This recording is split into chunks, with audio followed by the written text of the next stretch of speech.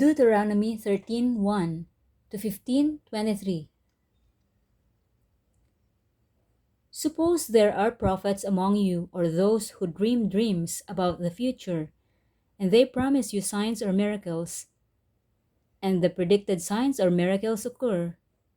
If they then say, "Come, let us worship other gods, gods you have not known before," do not listen to them. The Lord your God is testing you to see if you truly love Him with all your heart and soul.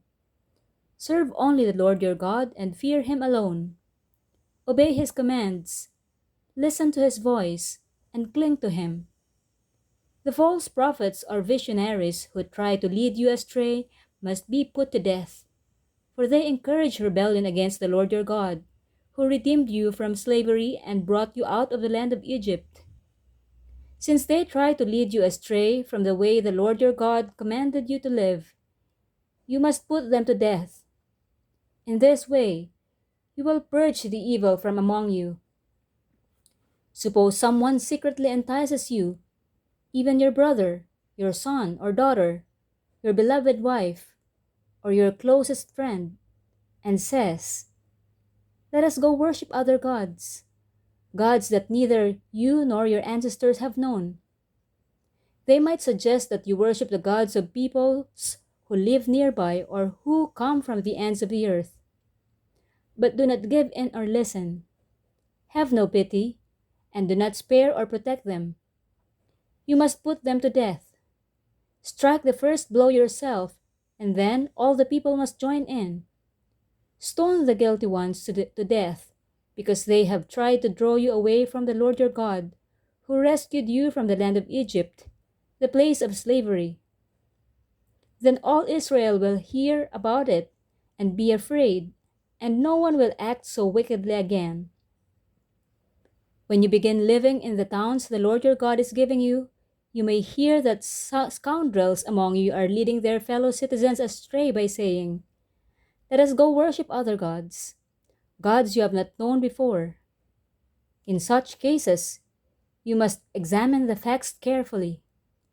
If you find that the report is true and such a detestable act has been committed among you, you must attack that town and completely destroy all its inhabitants, as well as all the livestock.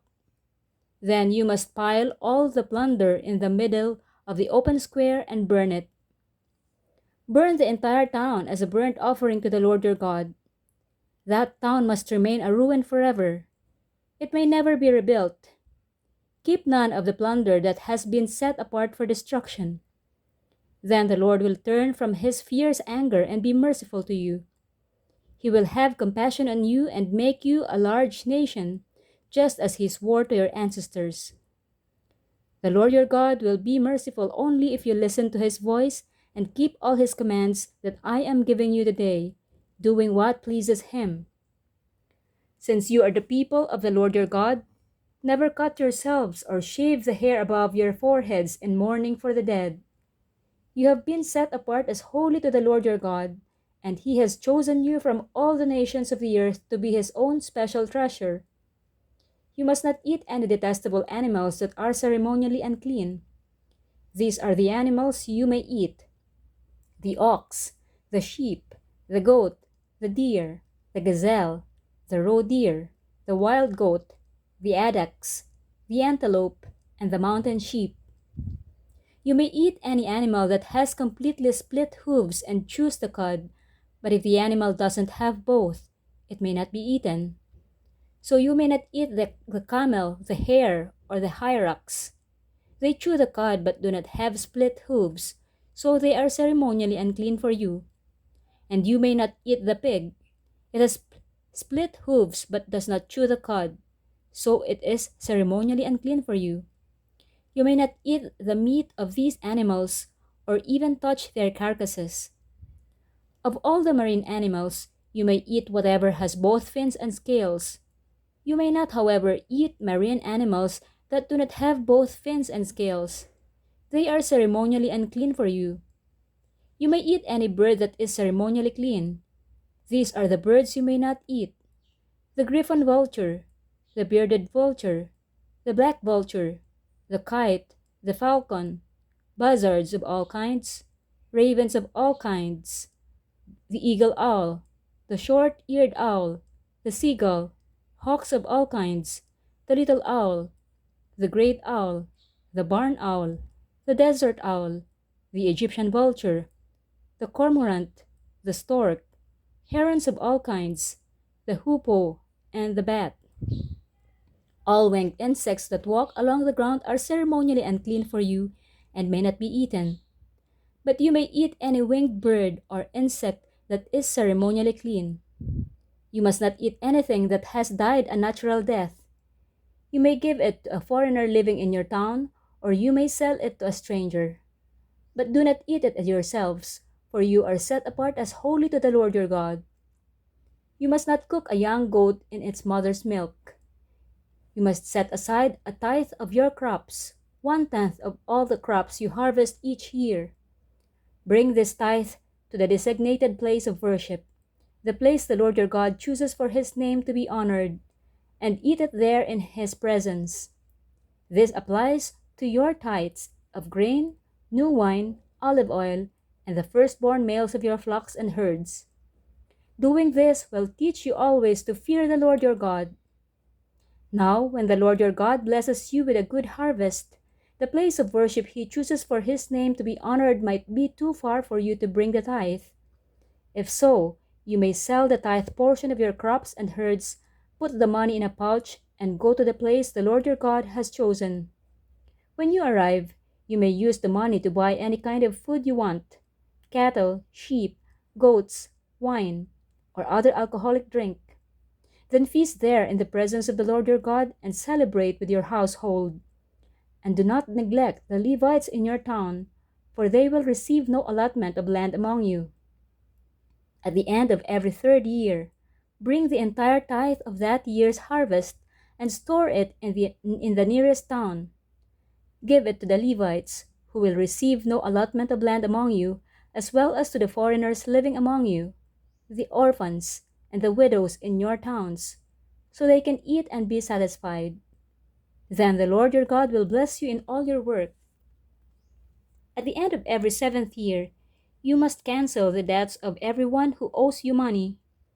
This is how it must be done. Everyone must cancel the loans they have made to their fellow Israelites. They must not demand payment from their neighbors or relatives, for the Lord's time of release has arrived. This release from debt, however, applies only to your fellow Israelites, not to the foreigners living among you. There should be no poor among you, for the Lord your God will greatly bless you in the land he is giving you as a special possession. You will receive this blessing if you are careful to obey all the commands of the Lord your God that I am giving you today. The Lord your God will bless you as he has promised. You will lend money to many nations, but will never need to borrow. You will rule many nations, but they will not rule over you. But if there are any poor Israelites in your towns, when you arrive in the land the Lord your God is giving you, do not be hard-hearted or tight-fisted toward them. Instead, be generous and lend them whatever they need. Do not be a mean-spirited and refuse someone a loan because the year for canceling debts is close at hand. If you refuse to make the loan and the needy person cries out to the Lord, you will be considered guilty of sin. Give generously to the poor, not grudgingly, for the Lord your God will bless you in everything you do. There will always be some in the land who are poor. That is why I am commanding you to share freely with the poor and with other Israelites in need. If a fellow Hebrew sells himself or herself to be your servant and serves you for 6 years, in the 7th year you must set that servant free. When you release a male servant, do not send him away empty-handed. Give him a generous farewell gift from your flock, your threshing floor, and your winepress. Share with him some of the bounty with which the Lord your God has blessed you. Remember that you were once slaves in the land of Egypt, and the Lord your God redeemed you. That is why I am giving you this command. But suppose your servant says, I will not leave you, because he loves you and your family, and he has done well with you. In that case, take an awl and push it through his earlobe into the door. After that, he will be your servant for life. And do the same for your female servants. You must not consider it a hardship when you release your servants. Remember that for 6 years they have given you services worth double the wages of hired workers, and the Lord your God will bless you in all you do. You must set aside for the Lord your God all the firstborn males from your flocks and herds. Do not use the firstborn of your herds to work your fields, and do not shear the firstborn of your flocks. Instead, you and your family must eat these animals in the presence of the Lord your God each year at the place he chooses. But if this firstborn animal has any defect, such as lameness or blindness, or if anything else is wrong with it, you must not sacrifice it to the Lord your God.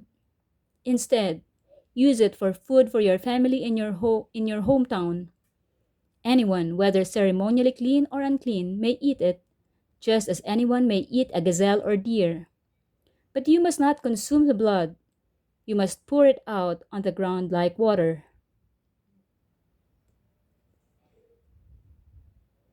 Luke 8:40 to 9:6. On the other side of the lake, the crowds welcomed Jesus because they had been waiting for him. Then a man named Jairus, a leader of the local synagogue, came and fell at Jesus' feet, pleading with him to come home with him. His only daughter, who was about 12 years old, was dying. As Jesus went with him, he was surrounded by the crowds. A woman in the crowd had suffered for 12 years with constant bleeding, and she could find no cure. Coming up behind Jesus, she touched the fringe of his robe. Immediately, the bleeding stopped. "Who touched me?" Jesus asked. Everyone denied it, and Peter said, "Master, this whole crowd is pressing up against you." But Jesus said, "Someone deliberately touched me, for I felt healing power go out from me." When the woman realized that she could not stay hidden, she began to tremble and fell to her knees in front of him. The whole crowd heard her explain why she had touched him and that she had been immediately healed. "Daughter," he said to her, "your faith has made you well. Go in peace." While he was still speaking to her, a messenger arrived from the home of Jairus, the leader of the synagogue. He told him, "Your daughter is dead. There is no use troubling the teacher now." But when Jesus heard what had happened, he said to Jairus, "Don't be afraid. Just have faith, and she will be healed." When they arrived at the house, Jesus wouldn't let anyone go in with him except Peter, John, James, and the little girl's father and mother. The house was filled with people weeping and wailing, but he said, "Stop the weeping. She isn't dead. She's only asleep." But the crowd laughed at him because they all knew she had died. Then Jesus took her by the hand and said in a loud voice, "My child, get up." And at that moment her life returned, and she immediately stood up. Then Jesus told them to give her something to eat. Her parents were overwhelmed, but Jesus insisted that they not tell anyone what had happened. One day Jesus called together his 12 disciples and gave them power and authority to cast out all demons and to heal all diseases. Then he sent them out to tell everyone about the kingdom of God and to heal the sick. "Take nothing for your journey," he instructed them. "Don't take a walking stick, a traveler's bag, food, money, or even a change of clothes. Wherever you go, stay in the same house until you leave town. And if a town refuses to welcome you, shake its dust from your feet as you leave to show that you have abandoned those people to their fate." So they began their circuit of the villages, preaching the good news and healing the sick.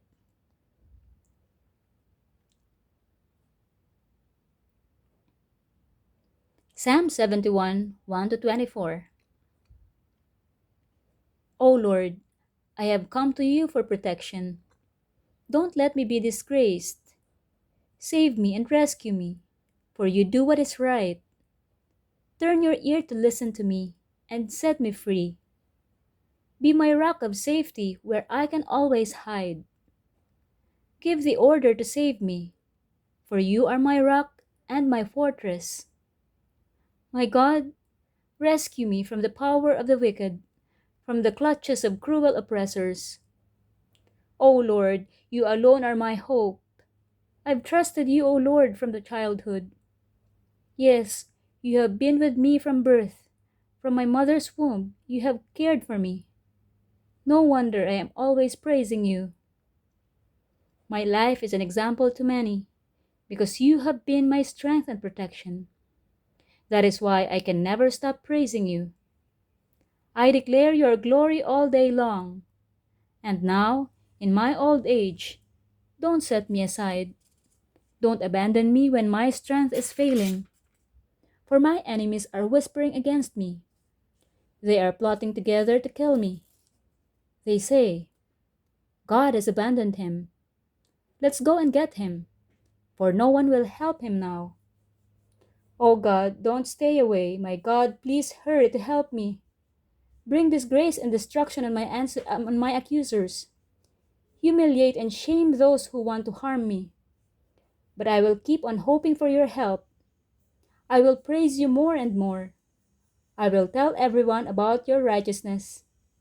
All day long, I will proclaim your saving power, though I am not skilled with words. I will praise your mighty deeds, O sovereign Lord. I will tell everyone that you alone are just.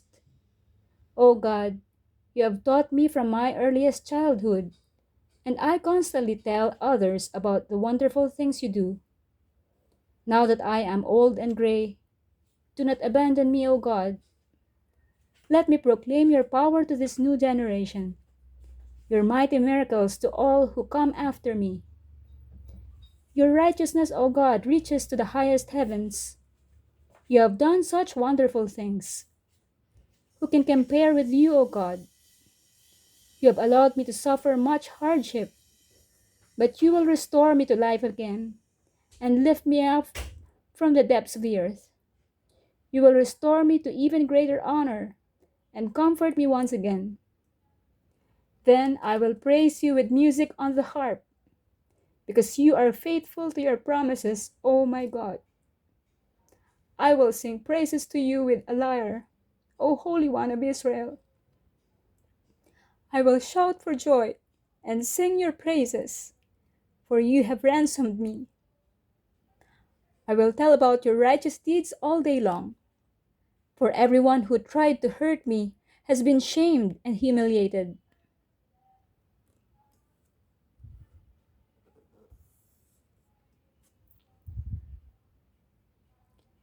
Proverbs 12, 5 to 7. The plans of the godly are just. The advice of the wicked is treacherous. The words of the wicked are like a murderous ambush, but the words of the godly save lives. The wicked die and disappear, but the family of the godly stands firm.